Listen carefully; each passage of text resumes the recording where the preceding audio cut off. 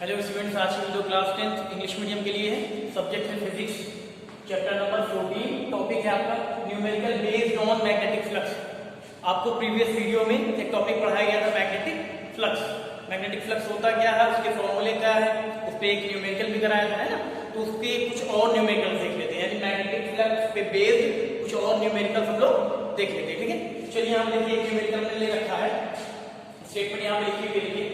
Find the magnetic flux linked with a rectangular coil of area 200 cm square kept in a magnetic field of 0.50 Weber per meter square when the plane of the coil is, first condition दी गई है, in the direction of the magnetic field, second दे रखा है perpendicular to the magnetic field, third दे रखा है making an angle 30 degree with the direction of magnetic field। तीन condition दी है, तीनों में हमें क्या करना है, मैग्नेटिक फ्लक्स का मैग्नीट्यूड निकालना है। तीनों में मैग्नेटिक फ्लक्स हमें निकाल के दिखाना है। ठीक है, तो चलिए सबसे पहले आपको क्वेश्चन समझा दे रहे हैं। स्टेटमेंट आपने पढ़ ली, अब हम क्वेश्चन समझा देते हैं। यहाँ पे कह रहा है find the magnetic flux linked with the rectangular coil of area 200 centimetre square kept in a magnetic field of 0.50 weber per metre square. यहाँ पे क्या है, एक रेक्टेंगुलर कॉइल है, एक रेक्टेंगुलर कॉइल, उसको क्या किया गया है, एक मैग्नेटिक फील्ड के अंदर रखा गया है। ठीक है, और मैग्नेटिक फील्ड के अंदर, जिस मैग्नेटिक फील्ड के अंदर रखा गया है उसकी इंटेंसिटी दी गई है 0.50 वेबर पर मीटर स्क्वायर, है ना। अब कॉइल जो रखा जा रहा है, जो सरफेस इसके अंदर रखा जा रहा है, जो एरिया इसके अंदर रखा जा रहा है, यानी कॉइल का एरिया वो कितना दिया गया, 200 सेंटीमीटर स्क्वायर दिया गया। ठीक, फिर आगे कह रहा है when the plane of the coil, अगर उस कॉइल के प्लेन को, उस सरफेस को, फर्स्ट वाला कह रहा है in the direction of the magnetic field, यानी इस मैग्नेटिक फील्ड के डायरेक्शन के अकॉर्डिंग रख दिया जाए, यानी उस प्लेन को, उस सरफेस को इस मैग्नेटिक फील्ड के डायरेक्शन के अकॉर्डिंग रख दिया जाए। यानी कहने का मतलब है कि उसको पैरेलल रख दिया जाए, इस कॉइल को पैरेलल रख दिया जाए मैग्नेटिक फील्ड लाइंस के, तब आप मैग्नेटिक फ्लक्स निकालिए।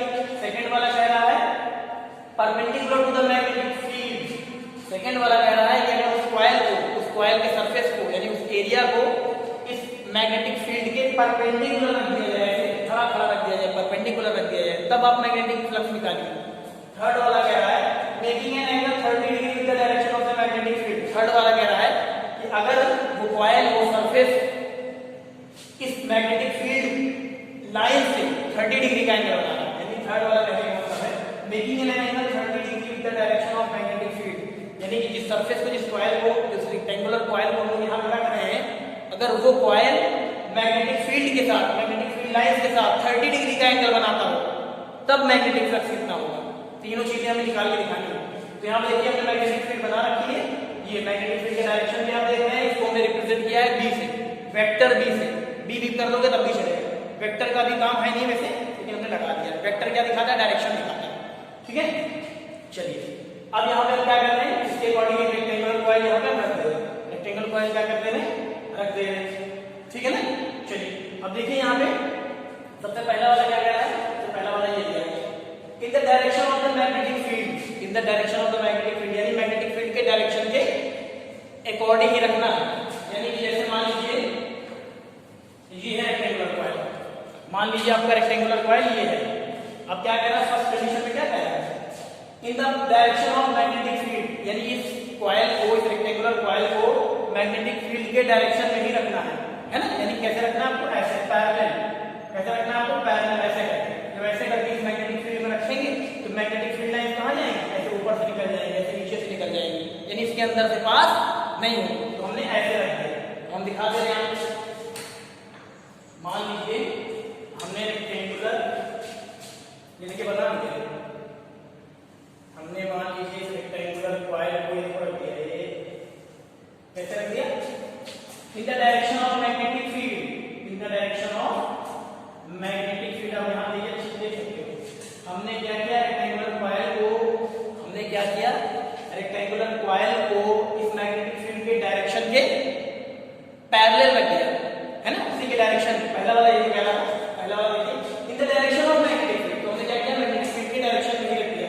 अब आपको पता है जो सरफेस होता है, जो सरफेस होता है उसका मतलब कि जो सरफेस होता है, कह सकते हो जो सरफेस आपने रखा है, जो एरिया रखा है, उसका जो डायरेक्शन होता है वो कैसा होता है, वो इस प्लेन के सरफेस के परपेंडिकुलर आउटवर्ड होता है। अभी कल ही बताया था हमने, कोई भी प्लेन, कोई भी कॉइल आप रखते हो, चाहे रेक्टेंगुलर हो चाहे सर्कुलर हो, सबका डायरेक्शन उस प्लेन के परपेंडिकुलर आउटवर्ड होगा, परपेंडिकुलर आउटवर्ड होगा।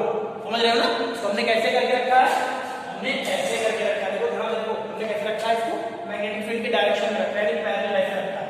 आपको पता है जो सरफेस रख रहे हो, जो कॉइल रख रहे हो, उसका जो एरिया वेक्टर होता है वो कैसा होता है, उसका डायरेक्शन परपेंडिकुलर आउटवर्ड ऐसे रहेगा, ऐसे करके रखा है। देख रहे हैं? यहाँ पे जो एंगल बनेगा वो कितना बनेगा, बोलो? एंगल बनेगा 90 बनेगा। यहाँ पे हमने इसको रखा, यहाँ पे क्या हो गया, ये डायरेक्शन दिखा दे रहे, ये डायरेक्शन दिखा है, ठीक है? तो आपको पता ही है मैग्नेटिक फील्ड लाइन किधर जा रही है, यहाँ थोड़ा बना के डायरेक्शन यहाँ बना दे।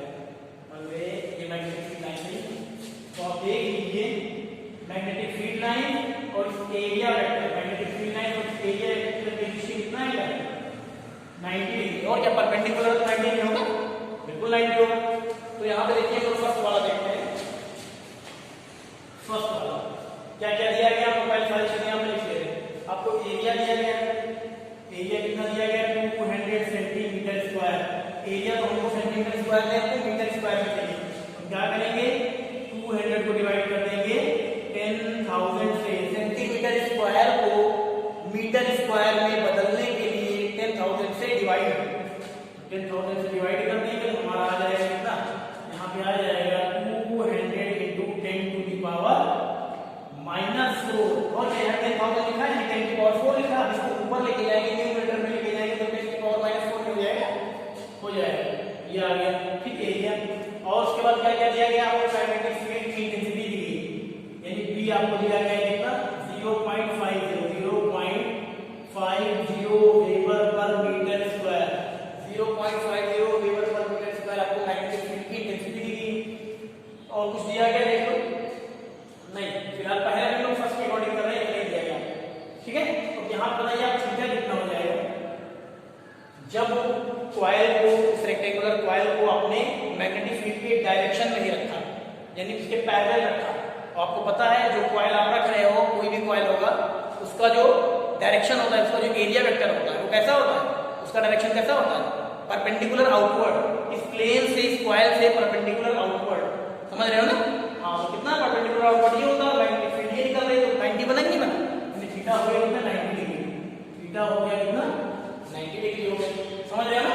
थीटा 90 हो गया, तो आपको पता है फॉर्मूला, फॉर्मूला पता है ना आपको, मैग्नेटिक फ्लक्स का यहाँ लिख लीजिएगा, by using formula, by using formula of magnetic flux, by using formula of magnetic flux, ठीक है? चलिए अब यहाँ पे हम फॉर्मूला लगाते हैं, इसको हम किससे रिप्रेजेंट करते हैं, मैग्नेटिक फ्लक्स को फाई से। फाई इक्वल क्या होता है, ba cos theta, phi equal to ba cos theta. Phi equal to b कितना दिया गया, दिया है आप 0.50, 0.50। ए कितना, एरिया कितना है, एरिया है 200 into 10 to the power -4, 200 into 10 to the power -4 into, आगे क्या दिया गया, इसको हम सेपरेट कर लेंगे। चलिए आगे क्या दिया गया, cos थीटा, cos थीटा, तो cos तो हमने ऐसे लिख लिया, cos फंक्शन ऐसे लिख लिया। थीटा कितना है, 90 डिग्री, तो थीटा कितना है, 90 डिग्री, cos 90 डिग्री। आपको पता होना चाहिए 0.50 into 200 into 10 to the power -4 into cos 90 की वैल्यू कितनी होती है, 0 होती है। आपको पता है किसी भी नंबर को 0 से मल्टीप्लाई कराओ, सबको 0 से मल्टीप्लाई कराओ, क्या है 0 आ जाएगा, यानी 0 वेबर आ गया।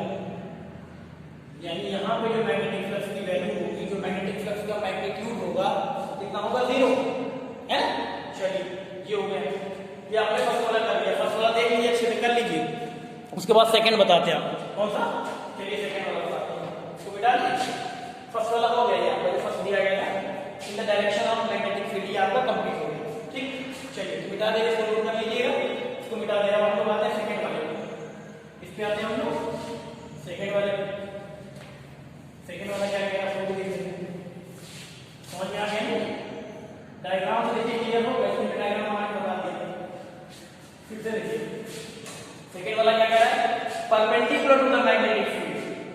यानी जो रेक्टेंगुलर कॉइल रखा गया है मैग्नेटिक फील्ड के अंदर, वो मैग्नेटिक फील्ड के परपेंडिकुलर रखा गया। अभी कैसे रखा गया था? In the direction of magnetic field, यानी पैरेलल रखा गया था। इस बार परपेंडिकुलर रखना है।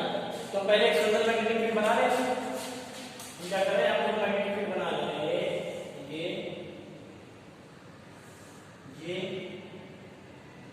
ये मैग्नेटिक फील्ड लाइन निकल गई। ये हमने मैग्नेटिक फील्ड लाइन बना दी। ठीक, अब क्या किया जाए, इसके अंदर रेक्टेंगुलर जो आपका कॉइल है वो कैसे रखा जाए? परपेंडिकुलर। परपेंडिकुलर समझ रहे हो ना? तो बताया था आपको परपेंडिकुलर। जैसे ये मान लीजिए रेक्टेंगुलर कॉइल है, अभी कैसे रखा गया? पहले वाले में पैरेलल रखा गया in the direction of magnetic field. इस बार परपेंडिकुलर, यानी ऐसे रखो। कैसे रखोगे? इस तरह से रखो, वैसे खड़ा है तो मैग्नेटिक फील्ड है इसके अंदर से पास होगी। परपेंडिकुलर मतलब ऐसे रखना है। इमेजिन कर लीजिए आप, ऐसे रखना है, ऐसे बाहर समझ लीजिए 3D ऐसे रखना है। ठीक है, ये देखिए ऐसे। तो यहाँ हमने क्या किया, रेक्टेंगुलर कॉइल को ऐसे परपेंडिकुलर कर दिया। देखो ये रेक्टेंगुलर कॉइल था, उसको कैसे रख दिया हमने? इस बार परपेंडिकुलर। तो सेकंड वाले क्वेश्चन में कह रहा है इस बार क्या है, रेक्टेंगुलर कॉइल है वो कैसे रखा गया है? परपेंडिकुलर रखा गया है। ठीक है, ये परपेंडिकुलर। तो आपको पता है कि जो कॉइल होता है, रेक्टेंगुलर कॉइल हो या सर्कुलर कॉइल हो, कोई भी कॉइल, कोई भी सरफेस जो हम लोग मैग्नेटिक फील्ड के अंदर रखते हैं, कोई भी सरफेस, कोई भी प्लेन सरफेस जो हम लोग मैग्नेटिक फील्ड के अंदर रखते हैं, उसका एरिया वेक्टर का डायरेक्शन क्या होता है? या कह सकते हो उसका डायरेक्शन क्या होता है? उस सरफेस का डायरेक्शन क्या होता है? परपेंडिकुलर आउटवर्ड होता है प्लेन से। ऐसे करके रख रहे हैं, ऐसे रखा है तो परपेंडिकुलर आउटवर्ड होगा। बोलो अभी कैसे रखा था? ऐसे रखा था हमने, पहले रखा तब भी डायरेक्शन कैसा था? Perpendicular outward. इस बार ऐसे रखना है परपेंडिकुलर, तब भी जो डायरेक्शन है एरिया वेक्टर का कैसा है? इस प्लेन से, इस सरफेस से परपेंडिकुलर आउटवर्ड। देख रहे हो तो डायरेक्शन कैसा हो जाएगा? मैग्नेटिक फील्ड के डायरेक्शन कैसा हो जाएगा? मैग्नेटिक फील्ड के डायरेक्शन बना दें।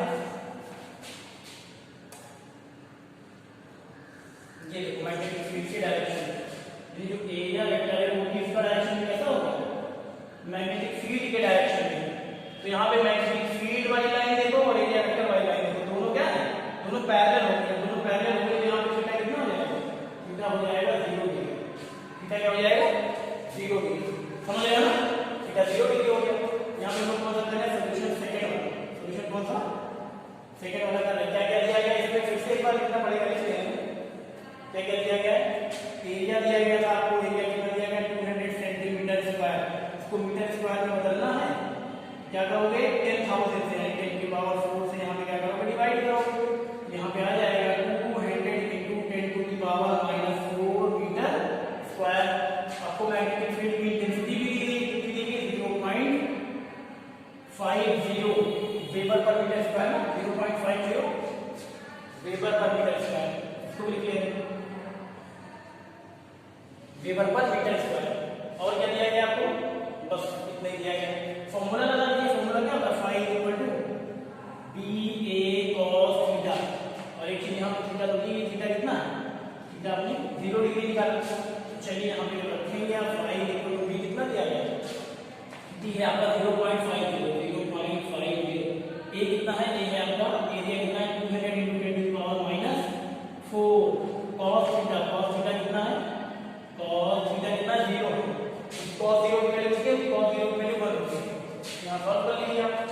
यहाँ आ जाएगा आपका phi equal to 0.50 into 200 into 10 to the power -4 into 1। cos 0 की वैल्यू कितनी? 1। सबको सॉल्व कर लीजिए, मल्टीप्लाई करा लीजिए। इसको कराइएगा आप यहाँ पे। हाँ तो ये आ जाएगा आपका कितना? यहाँ पे आप लिख सकते हो, ऐसे दिया गया मतलब ऐसे लिख सकते हो 0.50 into 200 है। 200 को लिख सकते हैं 2 into 10 to the power 2। यहाँ पे कितना है? 10 to the power -4। और आगे समझ लीजिए। अब यहाँ इसको 2 से कराओ कितना आ जाएगा? यहाँ पे आ जाएगा 1.00। कितना आ जाएगा? 1.00। 1.00 को हम क्या लिखेंगे? केवल 1 लिख देंगे। ओके, तो 0.50 को 2 से कराइए 200 5 to the 10। देख रहे हैं? तो यहाँ पे 0 लगा सकते हैं। अब यहाँ पे कितना है? 0 यहाँ आ गया कितना? 1.00। 1.00 मतलब क्या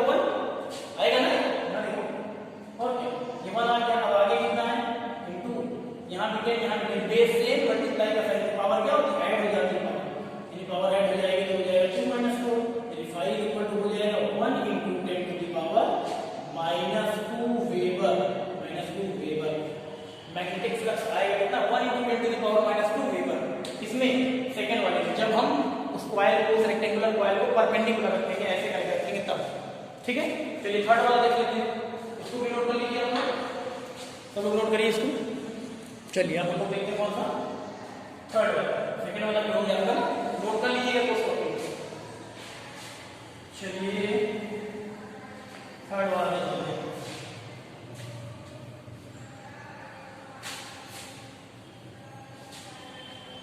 थर्ड वाला क्या कह रहा है? थर्ड वाला बोल रहा है making an angle 30 degree with the direction of magnetic field. यानी कि अगर हम उस रेक्टेंगुलर कॉइल को उस मैग्नेटिक फील्ड में 30 डिग्री एंगल बनाते हुए रखते हैं, किसको? उस कॉइल को, तब बताइए मैग्नेटिक फ्लक्स कितना होगा। तो चलिए ये पहले मैग्नेटिक फील्ड बना लेना है, ये बनाइए मैग्नेटिक फील्ड, समझाने के लिए बना देना आपको ताकि आप अच्छे समझ लीजिए, कभी न्यूमेरिकल का काम करना होगा। ये क्या है? मैग्नेटिक फील्ड है, मैग्नेटिक फील्ड। अब इस बार कैसे रखना है? Making an angle 30 degree in the direction of magnetic field, यानी जो मैग्नेटिक फील्ड है ये इसका डायरेक्शन देख रहे हैं, इसके साथ वो रेक्टेंगुलर कॉइल जो इसके अंदर रख रहे हैं वो 30 डिग्री का एंगल बना रहा है। 30 डिग्री का एंगल बनाते हुए रख रहे हैं, ये मान लीजिए, चलिए अंदर ठीक है ना। ये लीजिए रेक्टेंगुलर कॉइल हमने क्या किया? 30 डिग्री का एंगल बनाते हुए रख दिया, ये यहाँ पे 30 डिग्री का एंगल बना रहा है। देखिए ये 30 डिग्री का एंगल बना रहा है, ठीक है। अब आपको पता है जो कॉइल आपने इसके अंदर रखा है, जो सरफेस रखते हैं आप, उसका डायरेक्शन कैसा होता है? उसका एरिया वेक्टर किधर की तरफ होता है? इस प्लेन से, इस कॉइल से परपेंडिकुलर आउटवर्ड। कैसा होता है? Perpendicular outward, perpendicular outward, perpendicular outward. तो देखो यहां बना रहे हैं ये परपेंडिकुलर आउटवर्ड होता है, ये हमने बना दिया परपेंडिकुलर आउटवर्ड। ये मैग्नेटिक फील्ड लाइन से नीचे जा रही है, थोड़ा सा बढ़ा देगा, चलो ठीक। देखो ये क्या है? Area vector. इसका डायरेक्शन कैसा होता है? एरिया वेक्टर का परपेंडिकुलर आउटवर्ड, इससे प्लेन से, जो प्लेन रख रहे हैं उस कॉइल से परपेंडिकुलर आउटवर्ड। तो आपको तो ये एंगल दिया गया और हम लोग जो फॉर्मूला था हमारा BA cos थीटा, उसमें थीटा कौन सा एंगल होता है? ये वाला एंगल होता है, कौन सा होता है? ये वाला एंगल होता है। थीटा फॉर्मूले में जो थीटा लेते थे ये वाला लेते थे, है ना। इसके बीच का मैग्नेटिक फील्ड और एरिया वेक्टर के बीच का एंगल, मैग्नेटिक फील्ड और एरिया वेक्टर के बीच का एंगल तो ये है। आपको तो ये वाला दिया गया, तो ये थीटा कैसे निकलेगा? थीटा कैसे निकलेगा? आपको पता है कि ये जो एरिया वेक्टर है उसका डायरेक्शन कैसा होता है? उस प्लेन से परपेंडिकुलर आउटवर्ड होता है, यानी ये पूरा 90 है। अगर सीधा सीधा देखें तो बेटा देखो इसे बनाने आप समझ पाओगे ना, ये पूरा तो कितना है? ये पूरा तो 90 है, पूरा कितना है? 90। ये पूरा 90 है और इतना आपको 30 दिया गया, तो ये थीटा, थीटा कैसे निकलेगा? 90 माइनस 30 कर दीजिए, निकल जाएगा। 90 माइनस 30 कर दीजिए, आपका निकल जाएगा 60 डिग्री, यानी थीटा कितना आ गया? 60 डिग्री। इस वाले केस में, थर्ड वाले केस में थीटा कितना होगा? 60 डिग्री होगा, ठीक है। चलिए थर्ड वाला हम सोल्व कर लेते हैं, है ना। जितनी चीजें दी गई जिन्हें आप लिख लीजिए, उस डायरेक्ट आपको फॉर्मूला लगाना है। फाई इक्वल टू होगा BA cos थीटा। यहाँ पे थीटा किसके बीच का एंगल है? एरिया वेक्टर और मैग्नेटिक फील्ड के बीच का, एरिया वेक्टर और मैग्नेटिक फील्ड के बीच का एंगल है ना। वो जो थीटा दिया गया है क्वेश्चन में, थीटा वो तो किसके बीच का? वो तो मैग्नेटिक फील्ड और इस कॉइल के बीच का है। हमको तो थीटा कहाँ चाहिए? एरिया वेक्टर और मैग्नेटिक फील्ड के बीच का, तो हमने निकाल लिया क्योंकि ये पूरा तो 90 है। अभी हम बार बार बोल रहे हैं एरिया वेक्टर का जो डायरेक्शन होगा, एरिया वेक्टर का उस प्लेन से परपेंडिकुलर आउटवर्ड होगा। परपेंडिकुलर यानी 90 है, पूरा 90 में होगा, ये पूरा 90 है, ये तो आपको 30 दिया है, ये निकाले पाओगे 90 माइनस 30, यानी थीटा मिल जाएगा। थीटा कितना? 60 डिग्री मिल गया। तो फाई इक्वल हो जाएगा BA cos थीटा। BA कितना है? 0.50 है, B कितना है? 0.50। एरिया कितना आया था आपका? एरिया आया था 200 into 10 to the power -4 cos theta. cos theta कितना? 60 डिग्री। चलिए अब यहाँ पे हो जाएगा 0.50 into 2 into 10 to the power 2 into 10 to the power -4 cos 60 की वैल्यू होती है 1/2। आपने मैथ्स की बुक में cos 60 की वैल्यू देख लीजिए ट्रिग्नोमेट्री टेबल से, 1/2 होती है। अब यहाँ देखो ये टू से क्या होगा? कैंसिल हो जाएगा, तो आपका आ गया फाई इक्वल टू यहाँ पे हम क्या करेंगे? मल्टीप्लाई करा देंगे, तो कितना आ जाएगा हमारा? 0.50 into 0.50 into देख रहे हैं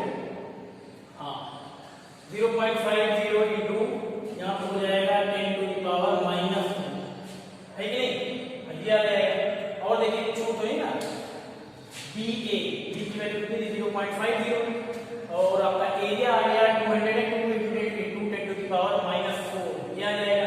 cos 60 की वैल्यू 1/2 कैंसिल हो गया, 0.50 इंटू 10 की पावर -2 ये आ गया। देख रहे हैं, यहाँ पे भी छोड़ सकते हैं आप, ये हो जाएगा आपका आंसर। यहाँ पे लिख दीजिए वेबर, क्या लिखेंगे, वेबर, ठीक है ना। कैलकुलेशन देख लीजिए, ऐसे ही हो। यहाँ बेस से मल्टीप्लाई से पावर क्या हो गया, ऐड हो जाएगा, तो 2 - 4 यानी -2 आ जाएगा, 10 की पावर -2 लिख सकते हैं आप, ठीक है ना।